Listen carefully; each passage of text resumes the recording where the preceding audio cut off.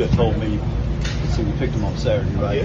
Friday night driving home, y'all are going to pick Shedeur. I would say that's not happening. But we had a conversation early that morning, and then we had a conversation later that day. I think we had the right people involved in the conversation. Imagine this. It's opening week of the NFL, and fans are hyped to see Shedeur Sanders burst onto the field as the new face of the Cleveland Browns.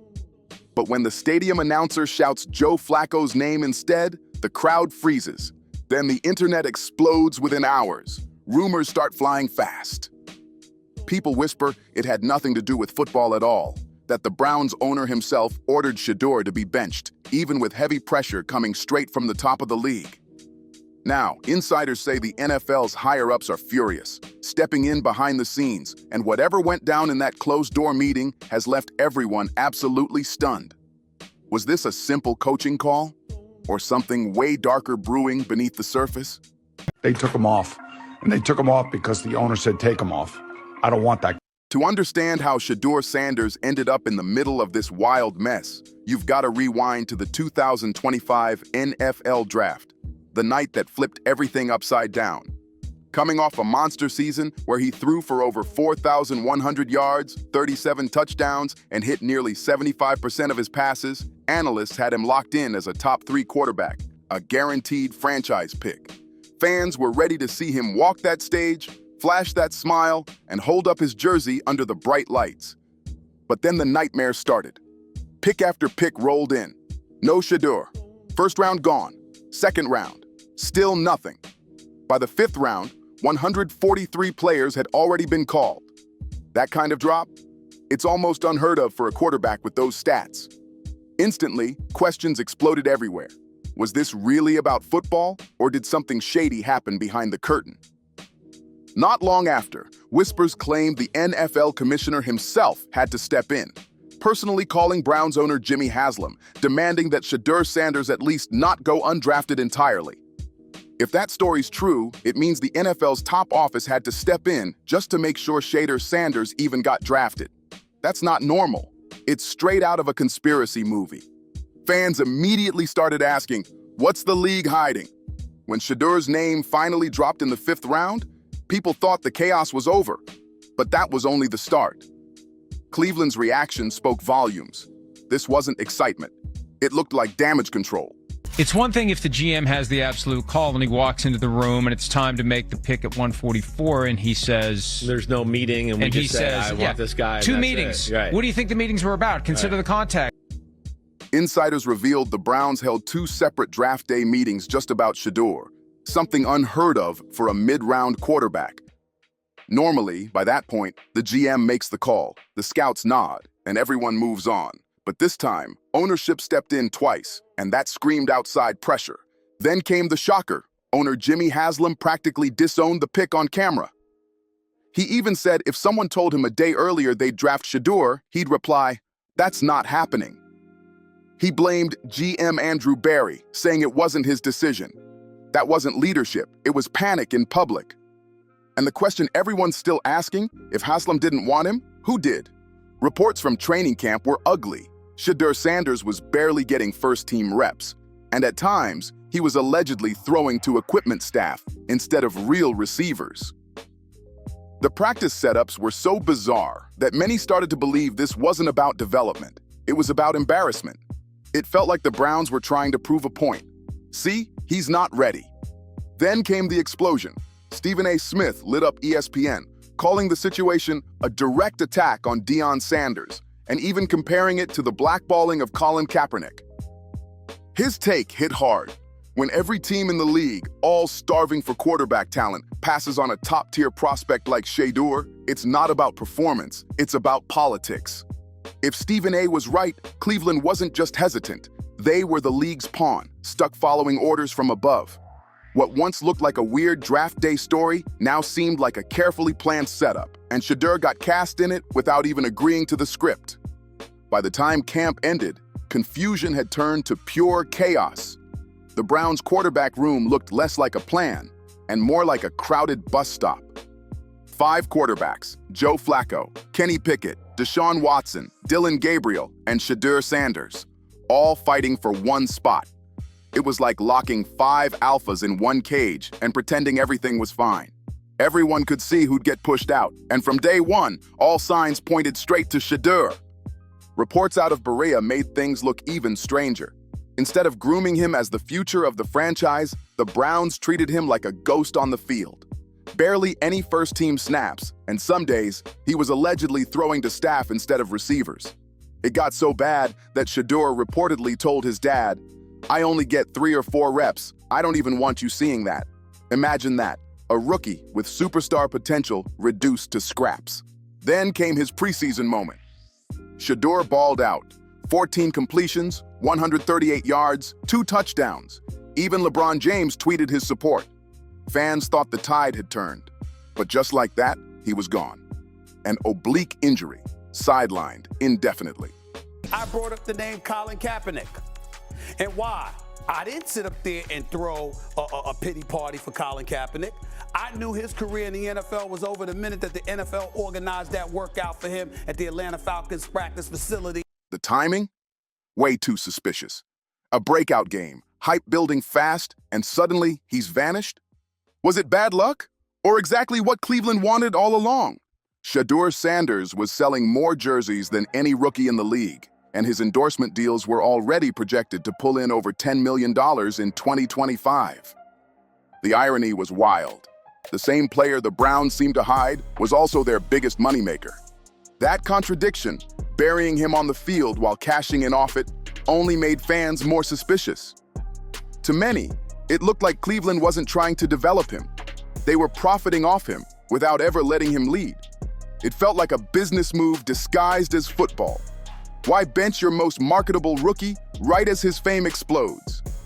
Then came the viral moment, Shedeur confronting veteran reporter Tony Grossi after non-stop negative coverage. This guy was considered one of the top 3 quarterbacks in the draft, and 143 picks came and went before you heard his name. Don't talk to me about football. I don't want to hear a damn thing about football. This ain't about football.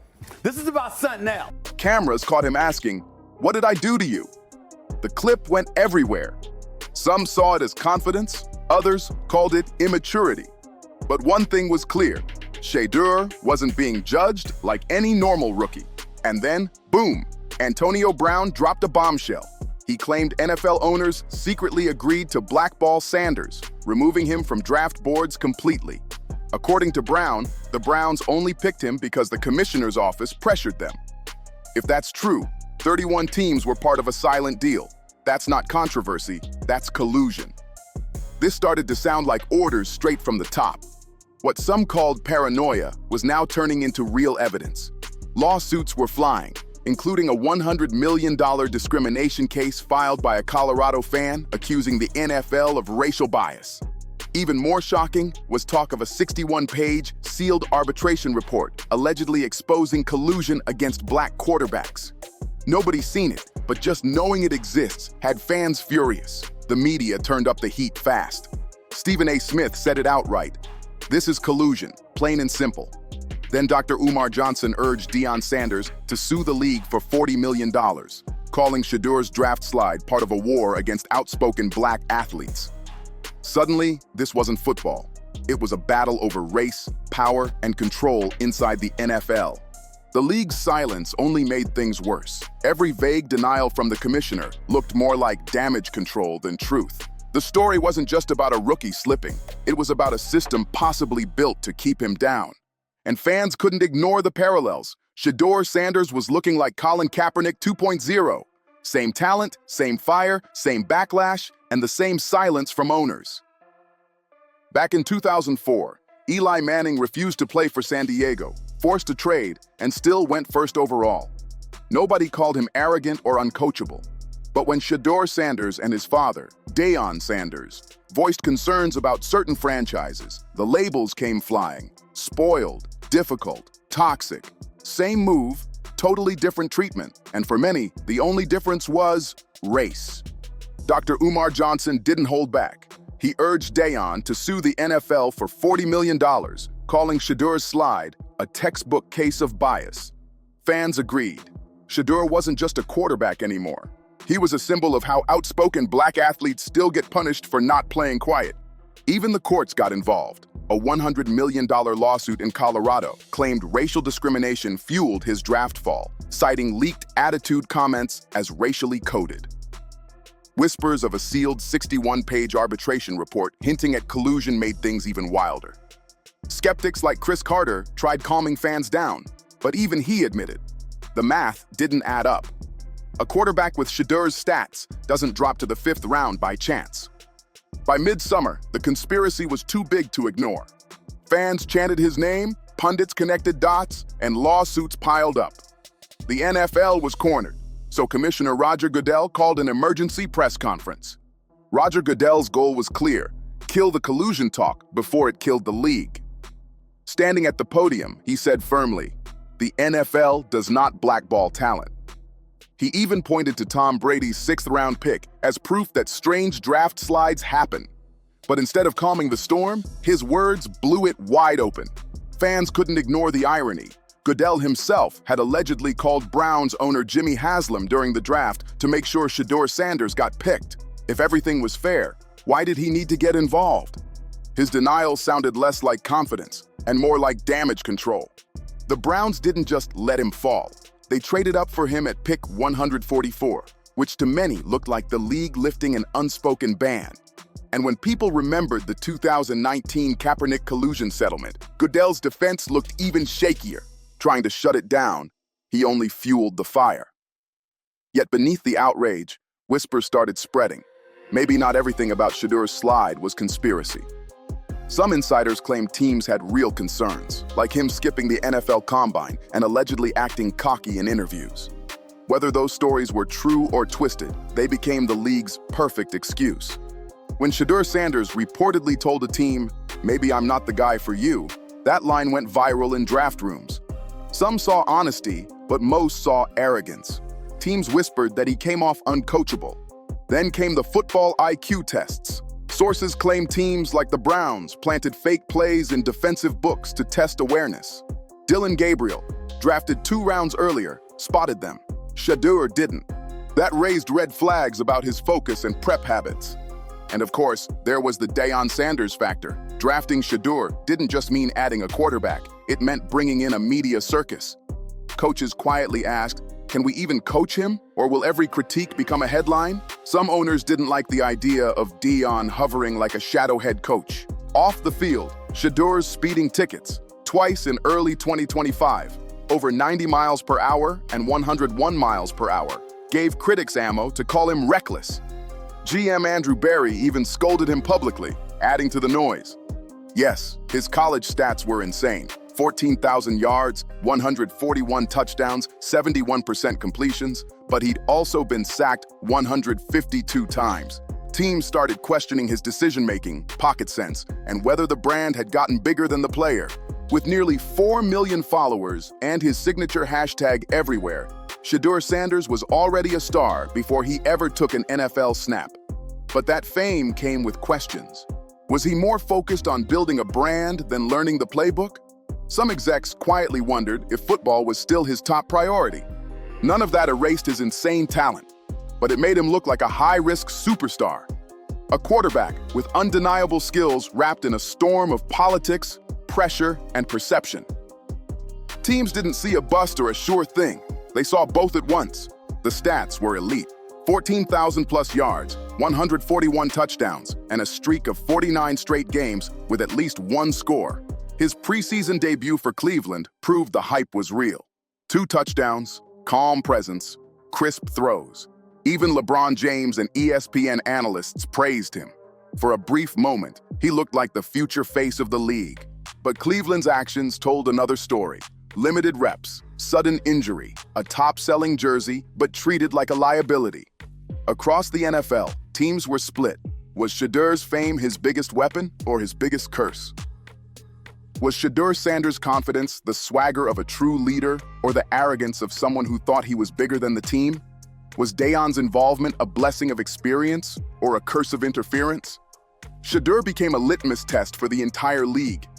Those who believed in him saw a franchise-changing talent.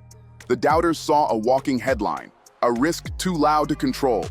It was painful to watch. A quarterback with first-round skill, fifth-round treatment, and superstar fame trapped in a system that looked ready to bury him before he could even shine. Every highlight he made came with a rumor. Every touchdown with a new controversy. He wasn't just fighting defenses, he was battling narratives, politics, and perception. This saga isn't just about one rookie. It's about the NFL's balance between talent and control, race and power, image and truth. How can a player with record-breaking stats and top-selling jerseys still be treated like a problem? Does any of it really add up? Or is this the moment the league's mask finally slips? So fans are left asking, was Shedeur sidelined because of football or fear? Fear of his confidence, his influence, his independence.